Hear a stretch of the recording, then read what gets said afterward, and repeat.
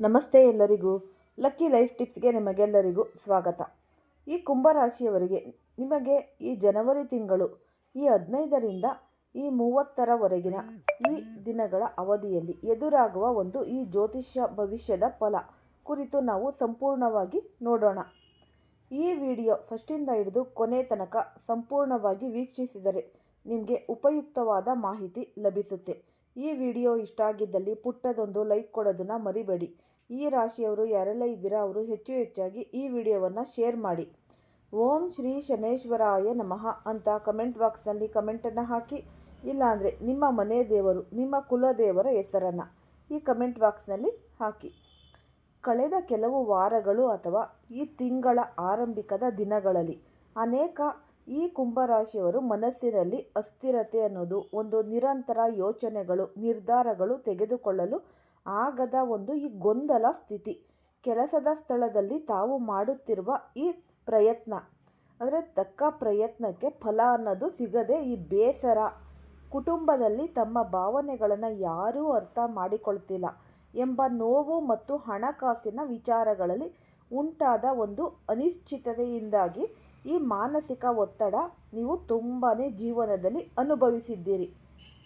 ಕೆಲವರಿಗೆ ತಮ್ಮದೇ ಆದ ಒಂದು ಆಲೋಚನೆಗಳು, ಯಾರೂ ಕೂಡ ಇದಕ್ಕೆ ಬೆಂಬಲಿಸುತ್ತಿಲ್ಲ ಎಂಬ ಒಂದು ಭಾವನೆ, ಕೆಲವರಿಗೆ ಭವಿಷ್ಯದ ದಾರಿ ಸ್ಪಷ್ಟವಾಗುತ್ತಿಲ್ಲ ಎಂಬ ಒಂದು ಆತಂಕ, ಇನ್ನೂ ಕೆಲವರಿಗೆ ಒಂದು ಒಂಟಿತನದ ಅನುಭವ ಹೆಚ್ಚಾಗಿರುತ್ತೆ ಅವ್ರಿಗೂ ಕೂಡ. ಮತ್ತು ಈ ರಾಶಿಯವರ ಒಂದು ಸಹಜ ಗುಣ ವಿಭಿನ್ನವಾಗಿ ಯೋಚಿಸೋದು ಮತ್ತು ಈ ಹೊಸತನ ಮತ್ತು ಸಮಾಜದ ಬಗ್ಗೆ ಹೆಚ್ಚು ಕಾಳಜಿ ವಹಿಸೋದು, ಒಂದು ಮಾನವೀಯತೆ ಇವರಲ್ಲಿ ಹೆಚ್ಚು ಕಾಣಬಹುದು. ಈ ಕಳೆದ ಒಂದಷ್ಟು ದಿನಗಳಲ್ಲಿ ನೀವು ನಿಮ್ಮ ಒಳಗಿನ ಶಕ್ತಿಯನ್ನು ಮರೆತು ಈ ಹೊರಗಿನ ಪರಿಸ್ಥಿತಿಗಳ ಒತ್ತಡಕ್ಕೆ ಒಳಗಾಗಿರುವ ಒಂದು ಅನುಭವ ಕೂಡ ಇದೆ. ಈ ಎಲ್ಲ ನಿಮಗೆ ಅನುಭವಗಳು ನಿಮ್ಮನ್ನು ಕುಗ್ಗಿಸಲು ಅಲ್ಲ, ನಿಮ್ಮೊಳಗಿನ ಒಂದು ನಿಜವಾದ ಆತ್ಮಸ್ಥೈರ್ಯ, ಶಕ್ತಿ ಅರಿಯಿಸಲು, ನಿಮ್ಮನ್ನು ಮುಂದಿನ ಹಂತಕ್ಕೆ ಸಿದ್ಧಗೊಳಿಸಲು, ಮುಂದಿನ ಹಂತಕ್ಕೆ ಹೆಜ್ಜೆ ಇಡಲು ಬಂದ ಇವು ಪಾಠಗಳು ಅಂತ ನೀವು ತಿಳಿದುಕೊಳ್ಬೇಕು. ಅಂದರೆ ನಿಮಗೆ ಜನವರಿಯಿಂದ ತುಂಬಾ ಒಳ್ಳೆಯದಾಗುತ್ತೆ. ಈ ಅವಧಿಯಲ್ಲಿ ಗ್ರಹಗಳ ಚಲನೆ ಈ ಕುಂಭರಾಶಿಯ ಜೀವನದಲ್ಲಿ ನಿಧಾನವಾಗಿ ಸ್ಪಷ್ಟವಾಗಿ ಬದಲಾವಣೆಗಳನ್ನು ತರಲು ಪ್ರಾರಂಭಿಸುತ್ತೆ. ಈ ಶನಿ ಗ್ರಹವು ಕುಂಭರಾಶಿಯ ಅಧಿಪತಿಯಾಗಿದ್ದು, ಶನಿ ಎಂದರೆ ಶಿಸ್ತು, ತಾಳ್ಮೆ, ಪರಿಶ್ರಮ ಮತ್ತು ಕರ್ಮಫಲದಾತ. ಈ ಅವಧಿಯಲ್ಲಿ ಶನಿಯ ಪ್ರಭಾವದಿಂದಾಗಿ ನೀವು ಜೀವನವನ್ನು ಹೆಚ್ಚು ಗಂಭೀರವಾಗಿ ಪರಿಗಣಿಸಲು ಆರಂಭಿಸುತ್ತೀರಿ. ನಿಮ್ಮ ಮೇಲೆ ಈ ಹೊಣೆಗಾರಿಕೆಗಳು ಹೆಚ್ಚಾಗುತ್ತೆ. ಆದರೆ ಅದೇ ಸಮಯದಲ್ಲಿ ನಿಮ್ಮೊಳಗಿನ ಒಂದು ಶಕ್ತಿಯು ಜಾಗೃತವಾಗುತ್ತೆ. ನೀವು ಮಾಡುತ್ತಿರುವ ಒಂದು ಪ್ರತಿಯೊಂದು ಕೆಲಸದಲ್ಲೂ ಗಾಢವಾದ ಅರ್ಥ ಅನ್ನೋದು ಹುಡುಕುವ ಪ್ರಯತ್ನ ಹೆಚ್ಚಾಗುತ್ತೆ. ಗುರುಗ್ರಹವು ನಿಮ್ಮ ಆಂತರಿಕ ವೃದ್ಧಿ ಮತ್ತು ಆತ್ಮವಿಶ್ವಾಸಕ್ಕೆ ಸಂಬಂಧಿಸಿದ ಸ್ಥಾನದಲ್ಲಿ ಅನುಕೂಲಕರ ಪ್ರಭಾವ ನೀಡುತ್ತಿದ್ದು, ಗುರು ಎಂದರೆ ಜ್ಞಾನ, ಮಾರ್ಗದರ್ಶನ, ಆಶೀರ್ವಾದ. ಈ ಅವಧಿಯಲ್ಲಿ ಹಿರಿಯರಿಂದ ಸಿಗುವ ಸಲಹೆಗಳು, ಗುರುಗಳ ಮಾರ್ಗದರ್ಶನ ಮತ್ತು ಈ ಕಾರ್ಮಿಕ ಚಿಂತನೆಗಳು ನಿಮ್ಮ ಮನಸ್ಸಿಗೆ ಶಾಂತಿ ಅನ್ನೋದು ನೀಡುತ್ತೆ, ಜೀವನಕ್ಕೆ ಹೊಸ ದಿಕ್ಕು ಅನ್ನೋದು ತೋರಿಸುತ್ತೆ. ಈ ರಾಹು ಮತ್ತು ಕೇತುಗಳ ಚಲನ ಈ ಅವಧಿಯಲ್ಲಿ ನಿಮ್ಮ ಮನಸ್ಸಿನಲ್ಲಿ ಕೆಲವೊಮ್ಮೆ ಅತಿಯಾದ ಆಲೋಚನೆಗಳನ್ನು ಮತ್ತು ಈ ಕೆಲವೊಮ್ಮೆ ಸಂಪೂರ್ಣ ನೀವು ನಿರ್ಲಿಪ್ತತೆಯನ್ನು ಉಂಟು ಮಾಡಬಹುದು. ರಾಹು ಅಂದರೆ ಭ್ರಮೆ, ಹೊಸ ಆಸೆ ಮತ್ತು ಅಸಾಮಾನ್ಯ ಆಕರ್ಷಣೆ. ಕೇತು ಅಂದರೆ ವೈರಾಗ್ಯ, ಆಂತರಿಕ ಶೋಧನೆ ಮತ್ತು ಹಳೆಯ ಕರ್ಮಗಳ ಫಲ. ಈ ಎರಡೂ ಗ್ರಹಗಳ ಪ್ರಭಾವದಿಂದಾಗಿ ಕೆಲವು ದಿನಗಳಲ್ಲಿ ನೀವು ಹೊಸ ಮಾರ್ಗವನ್ನು ಹುಡುಕಲು ಪ್ರೇರೇಪಿತರಾಗುತ್ತೀರಿ. ಕೆಲವು ದಿನಗಳಲ್ಲಿ ಎಲ್ಲವನ್ನ ಬಿಟ್ಟು ಒಳಗೆ ಮುಳುಗಬೇಕು ಎಂಬ ಭಾವನೆ ಕೂಡ ಮೂಡಬಹುದು. ಈ ಮಂಗಳ ಗ್ರಹದ ಪ್ರಭಾವ ಈ ಅವಧಿಯಲ್ಲಿ ನಿಮ್ಮಲ್ಲಿ ಈ ಕಾರ್ಯಚಟುವಟಿಕೆ ಮತ್ತು ಧೈರ್ಯ ಅನ್ನೋದು ಹೆಚ್ಚಿಸುತ್ತೆ. ಆದರೆ ಅತಿಯಾದ ನೇರ ಮಾತು, ಈ ಕೋಪ ಮತ್ತು ಹಠ ಸಂಬಂಧಗಳಿಗೆ ಧಕ್ಕೆ ತರುವ ಸಾಧ್ಯತೆ ಇರುವುದರಿಂದ ಈ ಸಂಯಮ ಅನ್ನೋದು ಅಗತ್ಯ. ಸೂರ್ಯನ ಚಲನೆಯು ನಿಮ್ಮ ಆತ್ಮಗೌರವ ಮತ್ತು ವ್ಯಕ್ತಿತ್ವಕ್ಕೆ ಸಂಬಂಧಿಸಿದ ವಿಚಾರಗಳನ್ನು ಹೆಚ್ಚು ಪ್ರಭಾವಿಸುತ್ತೆ. ಈ ಕೆಲವು ಸಂದರ್ಭಗಳಲ್ಲಿ ನಿಮ್ಮ ಅಭಿಪ್ರಾಯಕ್ಕೆ ಗೌರವ ಸಿಗದಂತೆ ಅನಿಸಬಹುದು, ಆದರೆ ಇದು ತಾತ್ಕಾಲಿಕ ಹಂತ ಮಾತ್ರ. ಚಂದ್ರನ ಚಲನೆಯು ದಿನದಿಂದ ದಿನಕ್ಕೆ ನಿಮ್ಮ ಭಾವನೆಗಳನ್ನು ಬದಲಾಯಿಸುತ್ತೆ. ಇಲ್ಲಿ ವಿಶೇಷವಾಗಿ ಅಂದರೆ ಈ ಜನವರಿ ಒಂದು 16, 17, 20, 25 ಮತ್ತು 30 ದಿನಗಳಲ್ಲಿ ನಿಮ್ಮ ಮನಸ್ಸು ಹೆಚ್ಚು ಸಂವೇದನಾಶೀಲವಾಗಿರುತ್ತೆ. ಈ ದಿನಗಳಲ್ಲಿ ಪ್ರಮುಖ ನಿರ್ಧಾರಗಳನ್ನು ಶಾಂತ ಮನಸ್ಸಿನಿಂದ ತೆಗೆದುಕೊಳ್ಳುವುದು ಅತ್ಯಂತ ಅಗತ್ಯ. ಈ ಅವಧಿಯ ಮೊದಲ ವಾರದಲ್ಲಿ ಈ ಜನವರಿ 16ರಿಂದ ನೀವು 24ರವರೆಗೆ ನಿಮ್ಮ ಜೀವನದಲ್ಲಿ ಶಕ್ತಿ ಸ್ವಲ್ಪ ಅಸ್ಥಿರವಾಗಬಹುದು. ನೀವು ಅನೇಕ ವಿಚಾರಗಳನ್ನು ಒಂದೇ ಸಮಯದಲ್ಲಿ ಯೋಚಿಸುವುದರಿಂದ ಮನಸ್ಸಿನಲ್ಲಿ ದಣಿವು ಅನ್ನೋದು ಉಂಟಾಗುತ್ತೆ. ಕೆಲಸದ ಸ್ಥಳದಲ್ಲಿ ಹೊಸ ನಿರೀಕ್ಷೆಗಳು, ಹೆಚ್ಚಿದ ಜವಾಬ್ದಾರಿಗಳು ಮತ್ತು ನಿಮ್ಮ ವಿಭಿನ್ನ ಯೋಚನೆಗಳನ್ನು ಒಪ್ಪಿಕೊಳ್ಳುವ ವಾತಾವರಣ ನಿಮಗೆ ಒತ್ತಡ ಅನ್ನೋದು ತರಬಹುದು. ಈ ಸಮಯದಲ್ಲಿ ನೀವು ಮಾಡಬೇಕಾದ ಮುಖ್ಯ ಕೆಲಸ ಎಂದರೆ ನಿಮ್ಮ ಆಲೋಚನೆಗಳನ್ನು ತಕ್ಷಣ ಎಲ್ಲರ ಮುಂದೆ ವ್ಯಕ್ತಪಡಿಸುವ ಬದಲು ಅವುಗಳನ್ನು ಕ್ರಮಬದ್ಧವಾಗಿ ರೂಪಿಸಿಕೊಂಡು ಸರಿಯಾದ ಸಮಯದಲ್ಲಿ ಮಂಡಿಸುವುದು. ಹಣಕಾಸಿನ ವಿಷಯದಲ್ಲಿ ಆದಾಯ ಸ್ಥಿರವಾಗಿದ್ದರೂ ಹಠಾತ್ ಖರ್ಚುಗಳು ನಿಮ್ಮ ಯೋಜನೆಯನ್ನು ಸ್ವಲ್ಪ ಅಸ್ತವ್ಯಸ್ತಗೊಳಿಸಬಹುದು. ವಿಶೇಷವಾಗಿ ತಂತ್ರಜ್ಞಾನ ಸಂಬಂಧಿತ ಖರ್ಚುಗಳು, ಮನೆಗೆ ಸಂಬಂಧಿಸಿದ ವೆಚ್ಚಗಳು ಅಥವಾ ಈ ಆರೋಗ್ಯ ಸಂಬಂಧಿತ ವೆಚ್ಚಗಳು ಹೆಚ್ಚಾಗುವ ಸಾಧ್ಯತೆ ಕೂಡ ಇಲ್ಲಿ ನೀವು ಕಾಣಬಹುದು. ಈ ಸಾಲ ಅಥವಾ ಈ ಬಾಕಿ ಹಣದ ವಿಷಯದಲ್ಲಿ ತಕ್ಷಣದ ಒತ್ತಡ ಕಾಣಿಸದಿರಬಹುದು, ಆದರೆ ಹೊಸ ಸಾಲ ತೆಗೆದುಕೊಳ್ಳುವುದನ್ನು ಈ ವಾರದಲ್ಲಿ ಸಾಧ್ಯವಾದಷ್ಟು ನೀವು ತಪ್ಪಿಸಿದರೆ ಮಾತ್ರ ಒಳ್ಳೆಯದು. ಹಳೆಯ ಬಾಕಿಗಳನ್ನು ಹಂತ ಹಂತವಾಗಿ ತೀರಿಸುವ ಬಗ್ಗೆ ಯೋಚಿಸಲು ಇದು ಸೂಕ್ತ ಸಮಯ. ಅಂದರೆ 2ನೇ ವಾರದಲ್ಲಿ ಜನವರಿ 24ರಿಂದ ಈ 30ರವರೆಗೆ ನಿಮ್ಮ ಜೀವನದಲ್ಲಿ ಶಕ್ತಿ ನಿಧಾನವಾಗಿ ಸ್ಥಿರವಾಗಲು ಪ್ರಾರಂಭಿಸುತ್ತೆ. ಈ ಸಮಯದಲ್ಲಿ ಗ್ರಹಗಳ ಅನುಕೂಲಕರ ಪ್ರಭಾವದಿಂದಾಗಿ ನಿಮ್ಮ ಮನಸ್ಸಿನಲ್ಲಿ ಸ್ಪಷ್ಟ ಅನ್ನೋದು ಹೆಚ್ಚಾಗುತ್ತೆ. ಉದ್ಯೋಗದಲ್ಲಿರುವ ಈ ಕುಂಭರಾಶಿಯವರಿಗೆ ಕೆಲಸದ ಸ್ಥಳದಲ್ಲಿ ನಿಮಗೆ ತನ್ನ ವಿಭಿನ್ನ ಆಲೋಚನೆಗಳು, ಈ ಸೃಜನಶೀಲತೆ ಮತ್ತು ವಿಶ್ಲೇಷಣಾತ್ಮಕ ಚಿಂತನೆಯಿಂದ ಉತ್ತಮ ಹೆಸರು ಗಳಿಸುವ ಅವಕಾಶಗಳು ಹೆಚ್ಚಾಗುತ್ತೆ. ಕೆಲವರಿಗೆ ಮೇಲಾಧಿಕಾರಿಗಳಿಂದ ಮೆಚ್ಚುಗೆ, ಹೊಸ ಜವಾಬ್ದಾರಿ, ಈ ಹೊಸ ಯೋಜನೆಯ ಹೊಸ ಹೊಣೆ ದೊರೆಯಬಹುದು. ಇನ್ನು ಮೊದಲಿಗೆ ಒತ್ತಡದಂತೆ ಅನಿಸಬಹುದು, ಆದರೆ ದೀರ್ಘಾವಧಿಯಲ್ಲಿ ನಿಮ್ಮ ವೃತ್ತಿ ಜೀವನಕ್ಕೆ ಬಹಳ ಲಾಭಕಾರಿಯಾಗುತ್ತೆ. ಈ ಹೊಸ ಉದ್ಯೋಗ ಅವಕಾಶಗಳ ಬಗ್ಗೆ ನೀವು ಅದ್ರ ಬಗ್ಗೆ ಸ್ವಲ್ಪ ಮಾಹಿತಿ ಅನ್ನೋದು ಸಿಗಬಹುದು. ವಿಶೇಷವಾಗಿ ಇಲ್ಲಿ ಜನವರಿ 25ರಿಂದ 30 ದಿನಗಳಲ್ಲಿ ಸಂದೇಶ ಅಥವಾ ಕರೆ ಬರುವ ಸಾಧ್ಯತೆ ಇದೆ. ಯಾವುದೇ ಬದಲಾವಣೆಗೆ ಮುನ್ನ ಸಂಪೂರ್ಣ ವಿಚಾರಣೆ ಮತ್ತು ಈ ನಂಬಿಕಸ್ಥ ವ್ಯಕ್ತಿಗಳ ಸಲಹೆ ಅನ್ನೋದು ಅಗತ್ಯ. ಆತುರದಲ್ಲಿ ತೆಗೆದುಕೊಳ್ಳುವ ನಿರ್ಧಾರಗಳು ನಂತರ ಪಶ್ಚಾತ್ತಾಪಕ್ಕೆ ಕಾರಣವಾಗಬಹುದು ಎಂಬುದನ್ನು ನೀವು ಯಾವುದೇ ಕಾರಣಕ್ಕೂ ಇಲ್ಲಿ ಮರೆಯಬಾರದು. ವ್ಯಾಪಾರ ಮತ್ತು ಸ್ವಂತ ಉದ್ಯಮದಲ್ಲಿರುವ ಈ ರಾಶಿಯವರಿಗೆ ಈ ಅವಧಿ ಹೊಸ ಯೋಜನೆಗಳು ಮತ್ತು ಹೊಸ ಮಾರ್ಗಗಳನ್ನು ರೂಪಿಸುವ ಸಮಯ. ಮೊದಲ ವಾರದಲ್ಲಿ ವ್ಯವಹಾರದಲ್ಲಿ ಸ್ವಲ್ಪ ನಿಧಾನಗತಿ ಕಾಣಬಹುದು. ಈ ಗ್ರಾಹಕರ ಪ್ರತಿಕ್ರಿಯೆ ತಡವಾಗಿ ಬರಬಹುದು ಅಥವಾ ಈ ಯೋಜನೆಗಳು ಪೂರ್ಣಗೊಳ್ಳಲು ಹೆಚ್ಚು ಸಮಯ ತೆಗೆದುಕೊಳ್ಳಬಹುದು. ಇದರಿಂದ ಸ್ವಲ್ಪ ಆತಂಕ ಅನ್ನೋದು ಉಂಟಾಗುತ್ತೆ.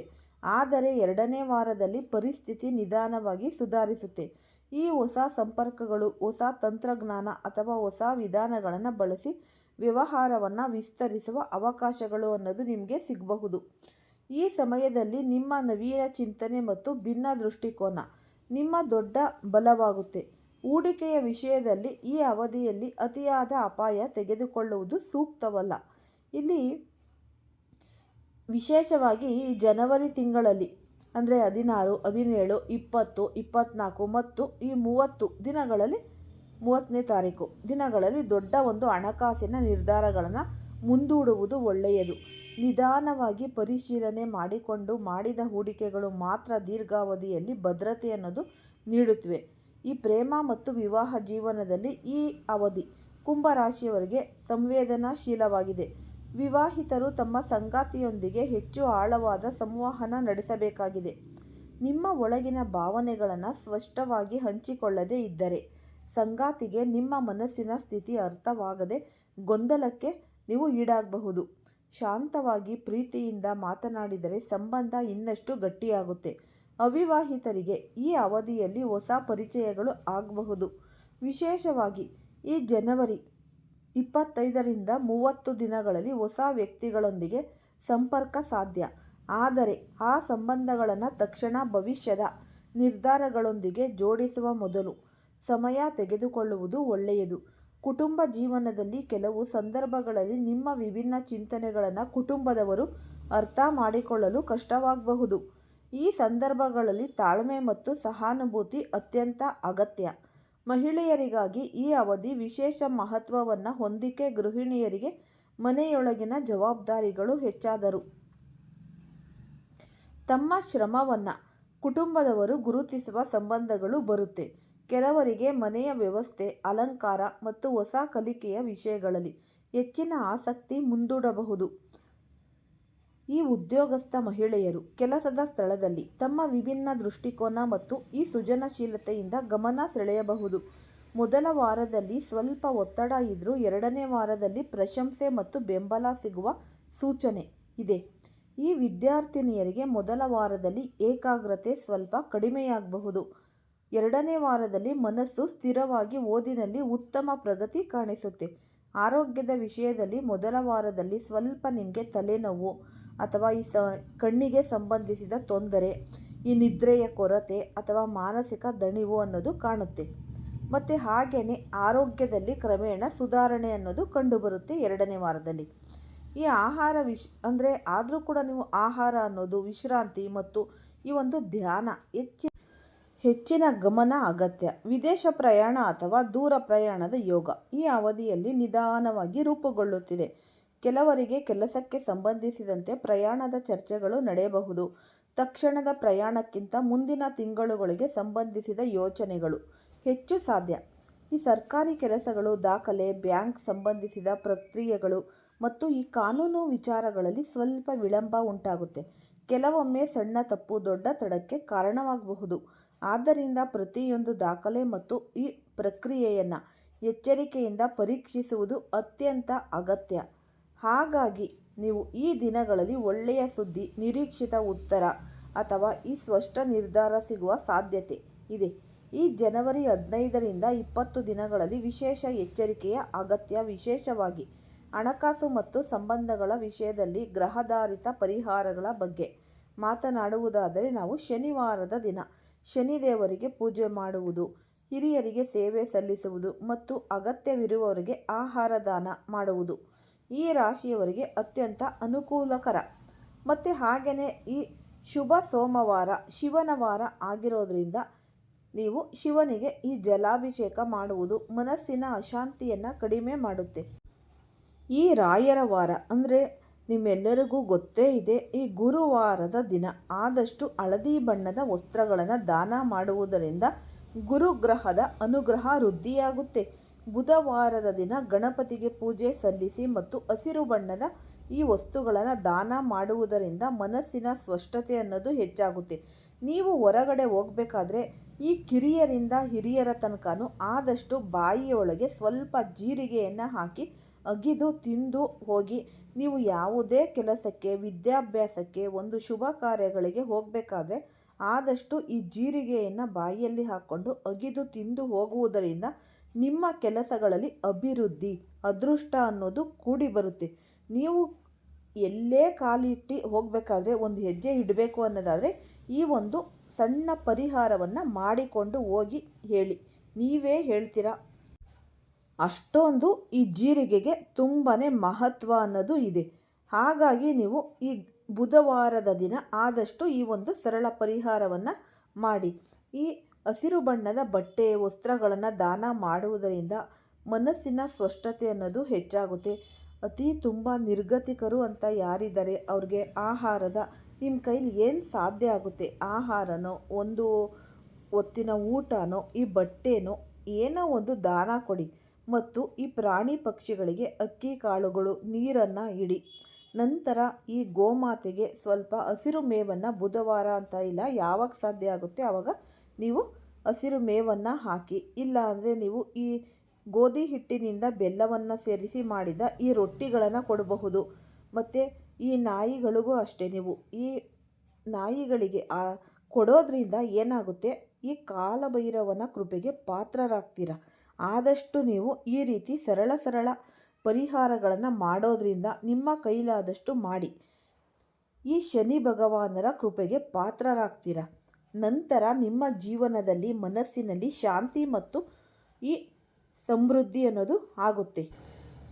ಮನಸ್ಸಿಗೆ ಫಸ್ಟು ಶಾಂತಿ ಅನ್ನೋದು ಸಿಕ್ಕಿದಾಗ ಜೀವನದಲ್ಲಿ ಖುಷಿ ಅನ್ನೋದು ಕಾಣಬಹುದು. ಹಾಗಾಗಿ ಈ ನಕಾರಾತ್ಮಕ ಬದಲಾವಣೆಗಳು ಅನ್ನೋದು ನಿಮ್ಮ ಜೀವನದಲ್ಲಿ ತೊಲಗಿ ಹೋಗಿ ಸಕಾರಾತ್ಮಕ ಭಾವನೆಗಳು ಅನ್ನೋದು ಕಾಣುತ್ತೆ. ಈ ಸಕಾರಾತ್ಮಕ ಭಾವನೆ ಅನ್ನೋದು ನಂಬಿಕೆಗಳು ಅನ್ನೋದು ಇದ್ದಾಗ ನಿಮ್ಮ ಜೀವನದಲ್ಲಿ ಅಭಿವೃದ್ಧಿ, ಅಖಂಡ ಮಟ್ಟದ ರಾಜಯೋಗ ನಿಮಗೆ ಶುರು ಆಗುತ್ತೆ. ಈ ಉಪಯುಕ್ತವಾದ ವಿಡಿಯೋ ಇಷ್ಟ ಆಗಿದ್ರೆ ಲೈಕ್ ಮಾಡಿ, ಶೇರ್ ಮಾಡಿ, ಸಬ್ಸ್ಕ್ರೈಬ್ ಮಾಡಿ.